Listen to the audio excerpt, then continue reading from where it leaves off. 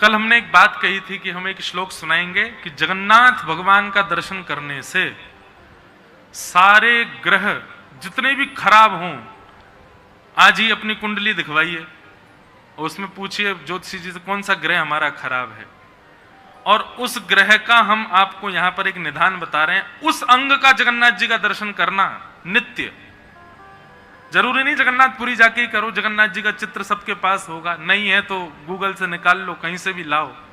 उस अंग का दर्शन नित्य करना प्रारंभ, आपका वो ग्रह अपने आप ठीक हो जाएगा।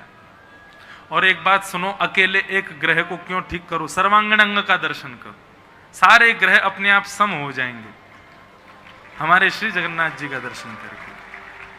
तो वर्णन करते हैं, बहुत ध्यान से सुनिए कि भास्करो दक्षिण नेत्रम वाम नेत्र विदुपनम मंगल नासिका क्षेत्रम वधूअधर एवच बृहस्पति तिलकम च स्वर्ण रत्न मंडितम शुक्र चतुशरः प्रोक्त शनि सर्वज्ञ विस्तरम साहु किरीट रूपम च मकराकृतरेव च केतुश्च भुजगांकारम कुंडली नागरूपक एवं नव समाहार ग्रह साक्षात जगन्नाथ।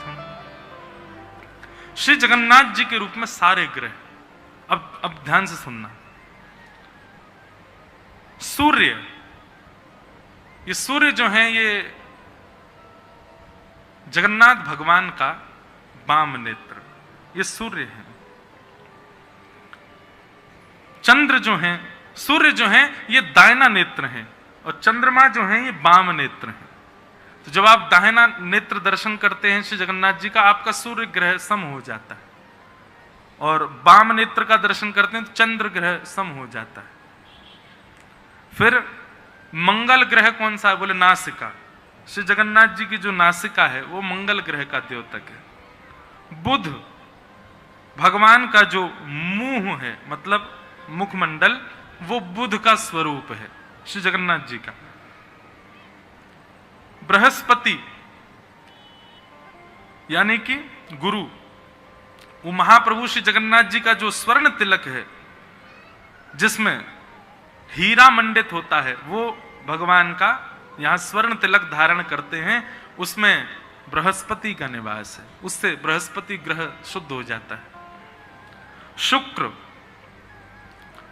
मुखार विंद को देखने पर चार कोने जो जगन्नाथ जी के दिखाई देते हैं, ऐसे जगन्नाथ जी का रूप कैसा है, ऐसे पूरा मुख है, तो ये जो चार कोने हैं श्री जगन्नाथ जी के, उनका दर्शन कर। बीच बीच में भैया वो बड़ी वाली एलईडी में जगन्नाथ जी दिखा देना हो तो, नहीं तो हमारे ये बैठ लो सबरे ग्रह बैठ के कथा सुनने श्री जगन्नाथ।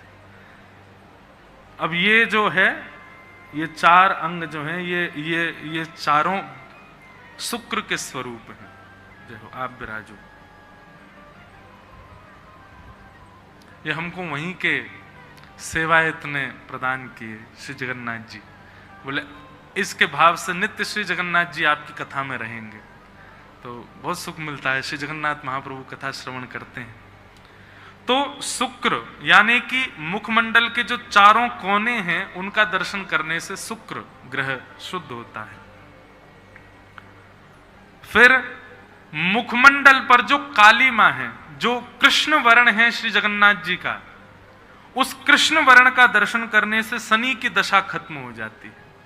किसी को शनि, अच्छा एक बात कहें, शनि की दशा साढ़े साती आदि ये बुरी नहीं होती है।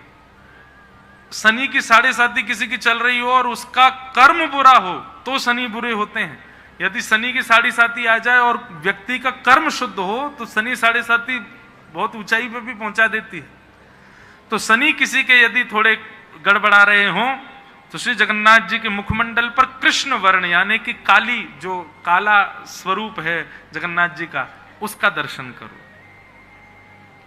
राहु, मुखार बिंद पर स्वर्ण आकार की जो रेखाएं हैं वो राहु का दर्शन, राहु को सम करती हैं। और केतु मुखार बिंद के नीचे का स्वरूप भाग जो है वो यहां पर केतु को शुद्ध करता है। इस प्रकार श्री जगन्नाथ जी का जो सर्वांगीण विग्रह है उसका नित्य दर्शन करने से आपके सारे जितने भी ग्रह हैं वो सब सम हो जाते हैं, अनुकूल हो जाते हैं। अच्छा, अनुकूल का मतलब ये नहीं है कि आपको करोड़ों का प्रॉफिट रोज होगा। अनुकूल का मतलब ये है कि भक्ति में मन लगेगा, कथा सुनने में मन लगेगा, वृंदावन जाने का मन करेगा, संतों की सेवा का मन करेगा, ब्राह्मण सेवा का मन करेगा, ठाकुर जी की सेवा का मन करेगा, सबसे अच्छा बोलने का मन करेगा, सबका भला करने का मन करेगा। इसको समझिए शुभ। ये शुभ का मतलब ये नहीं होता घर बन गए, प्रॉपर्टी मिल गई, बहुत सारा धन आ गया, ये शुभ नहीं होता है।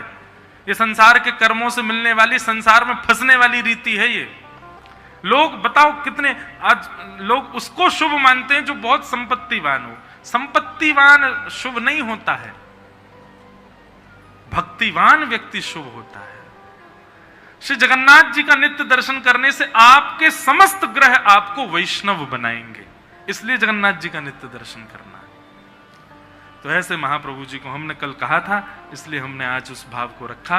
उनको हम बारंबार प्रणाम करते हैं। बोलो जगन्नाथ महाप्रभु की जय। नित्य जगन्नाथ जी का दर्शन किया करो। अपने घर में ठाकुर जी के श्री मंदिर में श्री जगन्नाथ जी का स्वरूप निश्चित विराजमान रखो।